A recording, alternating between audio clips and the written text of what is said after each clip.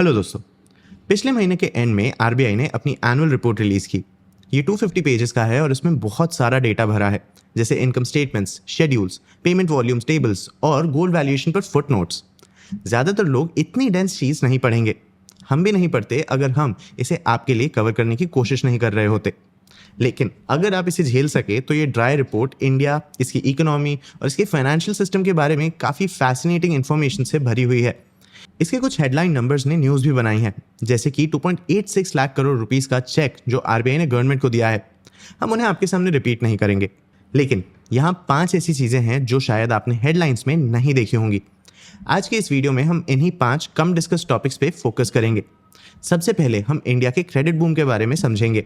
फिर हम बैंक्स के लिए पैसा महंगा होना भी डिस्कस करेंगे। इसके बाद हम इन्फ्लेशन के कम होने का मतलब समझेंगे। हम आरबीआई के डिविडेंड कैलकुलेशन के तरीके को भी डिस्कस करेंगे। एंड में हम यूपीआई के बाद आरबीआई आगे क्या बनाने की कोशिश कर रहा है ये भी देखेंगे। मैं हूं आपका होस्ट देव, आप देख रहे हैं मार्केट्स बाय ज़ीरोधा हिंदी। चलिए शुरू करते हैं। सबसे पहले इंडिया के करंट इंटरेस्टिंग क्रेडिट बूम को डिस्कस करते हैं। पिछले साल अप्रैल और दिसंबर के बीच बैंक्स ने स्मॉल बिजनेसेस को जो अमाउंट उधार दिया वो ईयर ऑन ईयर 23.5% बढ़ा। इस सेक्टर का micro, small and medium enterprises को outstanding credit 29.8 lakh crore rupees से बढ़कर 36.8 लाख करोड़ रुपीस हो गया। मतलब एक ही साल में 7 लाख करोड़ रुपीस का डिफरेंस। हर तरह से ये एक बड़ा बूम ईयर था, पर एक ट्विस्ट है। भले ही उधार दिया जाने वाला पैसा बहुत ज़्यादा बढ़ा, पर वो बोरोअर्स के एक छोटे सेट तक ही गया था। सालों से फाइनेंसिंग रिसीव करने वाले माइक्रो बिजनेसेस का नंबर लगभग फ्लैट था। इस बीच सेक्टर के स्मॉल और मीडियम अकाउंट्स एक्चुअल में गिर गए, पर ठीक उसी समय हर कैटेगरी में एवरेज बोरोअर ने ज़्यादा पैसा रिसीव किया था। ये दोनों ट्रेंड्स एक साथ क्यों चलेंगे? हमारे पास कुछ थ्योरीज हैं। एक तो ये है कि एक नए स्मॉल बिजनेस को लेंड करना ही मुश्किल है। चांसेस हैं कि एक नए माइक्रो बोरोअर की कोई क्रेडिट हिस्ट्री नहीं है, कोई ऑडिटेड अकाउंट्स नहीं है और प्लेज करने के लिए भी कुछ नहीं है। उन्हें लोन्स देना मेहनत का काम है। आफ्टर ऑल, एक अनजान किराना शॉप को 5 लाख रुपीस का लोन अंडरराइटिंग करने में एक एस्टैब्लिश कंपनी को 5 करोड़ रुपीस का लोन देने जितना ही मेहनत लगता है। लेकिन 5 लाख रुपीस के लोन के रिटर्न्स कम होते हैं। इंडिया के priority sector lending laws banks को मजबूर करते हैं कि वो अपनी लेंडिंग का एक बड़ा अमाउंट छोटे फर्म्स को दें, लेकिन उनके टारगेट्स इस बात से जुड़े होते हैं कि वो कितने पैसे लेंड करते हैं, ना कि इस बात से कि वो कितने बोरोअर्स को सर्व करते हैं। साथ में ये इंसेंटिव्स बैंक्स को नए बोरोअर्स ढूंढने की जगह उन फर्म्स तक पहुंचने के लिए पुश करते हैं जो पहले से ही उनके बुक्स पर हैं और उन्हें बड़े चेक्स देते हैं। तो इस पिक्चर को क्या बदल सकता है? एक बड़ा बॉटलनेक जो कई बोरोअर्स फेस करते हैं वो कोलैटरल की कमी है। शायद इसीलिए आरबीआई ने अप्रैल 2026 से स्मॉल फर्म्स के लिए कोलैटरल फ्री लोन्स की सीलिंग को 10 लाख रुपीस से डबल करके 20 लाख रुपीस पर सेट कर दिया है। लेकिन अल्टीमेटली एक फर्म जिसके पास प्लेज करने के लिए कुछ नहीं है, वो बैंक से ट्रस्ट पर लेंड करने के लिए कह रही है। क्या बैंक्स के पास एक्चुअल में वो एपेटाइट है? ये एक ऐसा सवाल है जो अगले साल देखने लायक होगा। चलिए अब बैंक्स के लिए पैसों का महंगा होना समझते हैं। देखो, बैंक्स का पैसों के साथ एक अजीब कॉम्प्लिकेटेड रिलेशनशिप है। वो जब भी लोन्स देते हैं तो वो पैसा क्रिएट करते हैं, लेकिन ये कुछ स्टैट्यूटरी रेशियोज से लिमिटेड होते हैं। स्पेसिफिक्स इस वीडियो में डिस्कस करने के लिए बहुत ज़्यादा कॉम्प्लेक्स हैं। एक राउंड अबाउट तरीके से, हालांकि एक बैंक की किस्मत इस बात से जुड़ी होती है कि वो किस रेट पर पैसा प्रोक्योर कर सकते हैं। वो समय के साथ साथ टाइट होता जा रहा है। एक बैंक के लिए पैसे का सबसे सस्ता सोर्स वो डिपॉजिट्स हैं जो लोग उनके पास करते हैं। लेकिन पिछले साल के ज़्यादातर हिस्से में बैंक्स जितनी तेज़ी से अपने डिपॉजिट्स बढ़ा रहे थे, उससे ज़्यादा तेज़ी से लेंडिंग बढ़ा रहे थे। फाइनेंशियल ईयर 2025-26 में कमर्शियल सेक्टर को दिया गया बैंक क्रेडिट 15.9% बढ़ा। सिर्फ एक साल पहले ही वो रेट 10.9% पे काफ़ी कम था। ओवरऑल बैंक क्रेडिट पिछले साल 17.1% बढ़ा। अब ऐसा नहीं है कि लोग डिपॉजिट्स नहीं कर रहे हैं। इनफैक्ट बैंक डिपॉजिट्स भी ईयर ऑन ईयर 16.2% की स्ट्रॉन्ग रेट पर बढ़े। अब ये तेज़ तो है, पर ये अभी भी क्रेडिट एक्सपेंशन की रेट से लगभग 1 परसेंटेज पॉइंट नीचे है। तो इस गैप का एक्चुअल में मतलब क्या है? देखो, बैंक्स के पास पैसा खत्म नहीं होगा। सारा पैसा हार्ड कैश को छोड़कर अल्टीमेटली बैंकिंग सिस्टम में ही कहीं ना कहीं रहता है।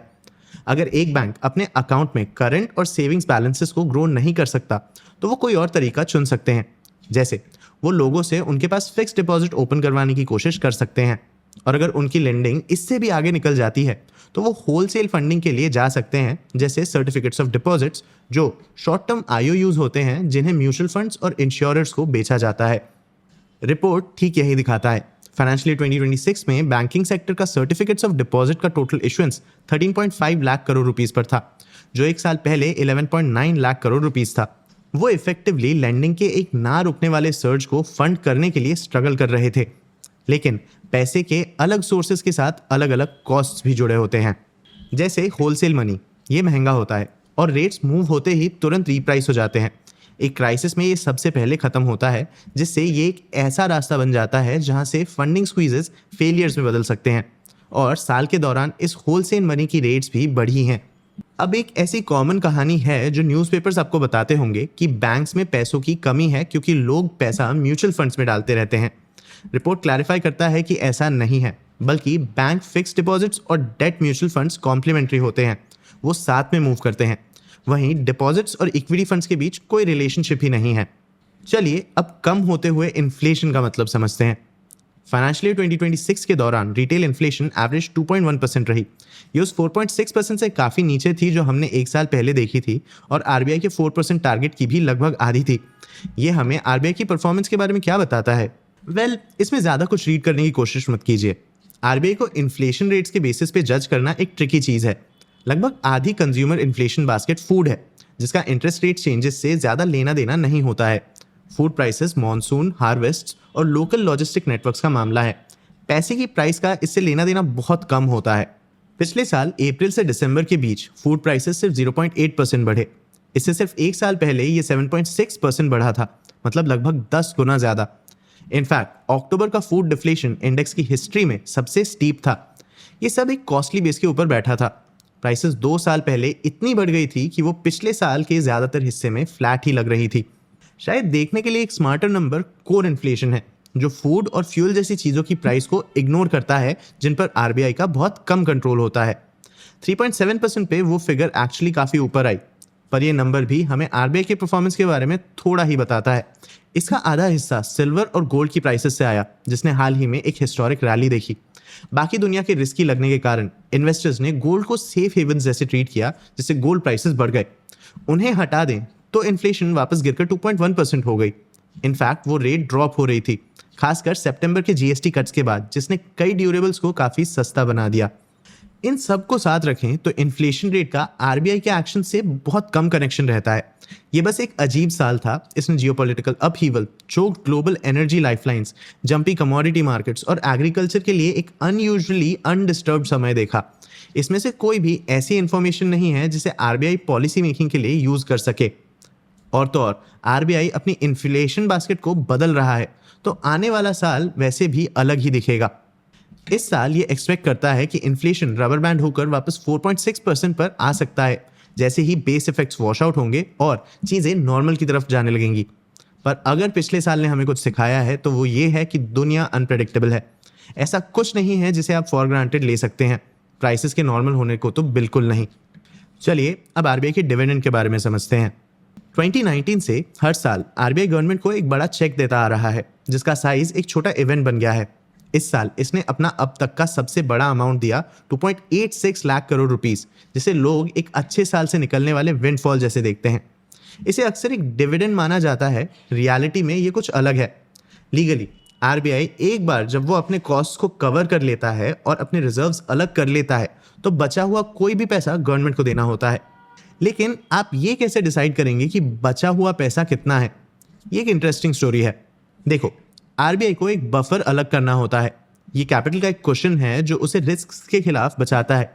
कुछ साल पहले आरबीआई के बफर्स के करेक्ट साइज पर एक बहुत बड़े आर्ग्यूमेंट के बाद एक कमेटी ने एक बैंड सेट किया था कि आरबीआई कितना पैसा अपने पास रख सकता है। उसे बाकी का पैसा पे आउट करना होगा, और वो बैंड पिछले साल बदला गया था। ये हमें वापस आरबीआई के चेक के साइज पर ले जाता है। पिछले साल आरबीआई की इनकम 26% बढ़ी, लेकिन गवर्नमेंट को दिए गए चेक का साइज सिर्फ 6.7% बढ़ा था। इसकी बची हुई एक्स्ट्रा इनकम मतलब 1.09 लाख करोड़ रुपीस को इसके कुशन के पार्ट जैसे रखा गया था। ये उस 45,000 करोड़ रुपीस से एक मैसिव इंक्रीज था जो इसने एक साल पहले अलग किया था। तो ये चेंज क्यों हुआ? आरबीआई की इस साल की ज़्यादातर अर्निंग्स पेपर प्रॉफिट्स थी। इसके इन्वेस्टमेंट्स और रिजर्व साल के दौरान ज़्यादा बढ़ गए थे। गोल्ड खास करके बहुत बढ़ा। भले ही आरबीआई ने बस 1 टन से भी कम गोल्ड खरीदा, पर उसकी होल्डिंग्स की वैल्यू लगभग 64% बढ़ गई। ये डॉलर के अगेंस्ट रुपये के गिरने से और भी बढ़ गया। लेकिन वो पेपर गेन्स तब तक रियलाइज नहीं होंगे जब तक वो गोल्ड एक्चुअल में बेचा ना जाए। उससे पहले वो किसी को पे नहीं किए जा सकते। वो सिंपली एक रीवैल्यूएशन अकाउंट का पार्ट है। ये एक ज़रूरत से ज़्यादा बढ़े हुए बैलेंस शीट के अगेंस्ट क्वेश्चन करने के लिए होता है। इसे सरप्लस प्रॉफिट जैसे गवर्नमेंट को देना काउंटर प्रोडक्टिव होगा। अब चलिए ये देखते हैं कि आरबीआई यूपीआई के बाद क्या बना रहा है। यूपीआई इंडिया के पेमेंट्स इकोसिस्टम का एक वर्ल्ड रिनाउंड सक्सेस है। सिस्टम अनस्टॉपेबल दिखता है। यूपीआई रेल्स ने पिछले साल 200 बिलियन से ज़्यादा ट्रांजैक्शंस कैरी किए, जो ईयर ऑन ईयर 30% बढ़ा। देश में हर रिटेल पेमेंट का लगभग 86% इस सिस्टम के थ्रू गया। लेकिन आरबीआई इसे यहाँ ख़त्म नहीं करना चाहता है। अभी तक इंडिया ने पैसे मूव करने के लिए फाइनेंशियल रेल्स बिल्ड किए हैं, जो बैंक अकाउंट्स के बीच सेकंड्स में आते जाते हैं। लेकिन अब इसका एम्बिशन पैसे को प्रोग्रामेबल बनाना है। जैसे आप रुपये को प्रोग्राम कर सकते हैं उन गार्ड रेल्स को बनाने के लिए जहां पैसा स्पेंड किया जा सकता है। आरबीआई अपनी सेंट्रल बैंक डिजिटल करेंसी के थ्रू इस तरह की चीज़ के साथ एक्सपेरिमेंट कर रहा है। गुजरात, पुदुचेरी और चंडीगढ़ में आरबीआई ने फूड सब्सिडीज इस प्रोग्रामेबल रुपये में पे किए, जो कोडेड था कि सिर्फ राशन शॉप्स में एलिजिबल आइटम्स पर ही स्पेंडेबल होगा। इसने लीकेज और करप्शन को पुलिस करने के लिए मॉनिटरिंग मैकेनिज्म सेट करने की नीड को ही एलिमिनेट कर दिया है। उस पैसे को स्पेंड होने की सिंपली और कोई जगह ही नहीं मिलेगी। अगला गोल टोकनाइजेशन है। ये फाइनेंशियल एसेट्स को डिजिटल टोकन जैसे इशू करने का प्लान करता है, जो होलसेल डिजिटल रुपये में सेटल होंगे। ये इन एसेट्स को एक साथ ओनरशिप चेंज करने की परमिशन देगा, जिस तरह पैसा करंटली यूपीआई के थ्रू फ्लो करता है। इस रेल पर सबसे पहले लाए जाने वाले एसेट्स सर्टिफिकेट्स ऑफ डिपॉजिट्स थे, मतलब वो फंडिंग टूल जिस पर बैंक्स ने इस साल काफ़ी डिपेंड किया था। दूसरा बड़ा प्रोजेक्ट डेटा पे फोकस करता है, स्पेसिफिकली यूनाइटेड लैंडिंग इंटरफेस के थ्रू। यूएलआई एक लेंडर को हर तरह के फैले हुए रिकॉर्ड्स इकट्ठा करने देता है, जैसे land records, GST filings, business registrations, यहाँ तक कि एक डेयरी कोऑपरेटिव की रिसीट्स भी, जिससे लैंडिंग डिसीजंस लेना काफ़ी आसान हो जाता है। पिछले साल के दौरान प्लेटफॉर्म ने 9.6 करोड़ डेटा रिक्वेस्ट क्रॉस किए और 117 लेंडर्स को साइन अप किया। लेकिन इस एंथुजियाज्म को एक रियलिटी चेक के साथ थोड़ा शांति से देखना चाहिए। इस बात की कोई गारंटी नहीं है कि हर ऐसा प्रोजेक्ट सक्सीड होगा। जैसे इस साल सर्कुलेशन में इसकी रिटेल डिजिटल करेंसी एक्चुअल में लगभग 1016 करोड़ रुपीस से 772 करोड़ रुपीस तक श्रिंक हुई है। आपको इन पांचों डोमेन से क्या एक्सपेक्टेशंस है? डिजिटल रुपये के बारे में आपके ओपिनियंस क्या हैं? अपने व्यूज़ हमें कमेंट सेक्शन में ज़रूर बताना। आगे आप कौन से टॉपिक्स पे वीडियोस देखना चाहते हो, ये भी हमें कमेंट सेक्शन में ज़रूर बताना। अगर ये वीडियो आपको इन्फॉर्मेटिव लगा तो इसे लाइक और शेयर ज़रूर करना। ऐसे ही और वीडियोस के लिए चैनल को सब्सक्राइब भी कर लेना। आज के लिए इतना ही, मिलते हैं अगले वीडियो में।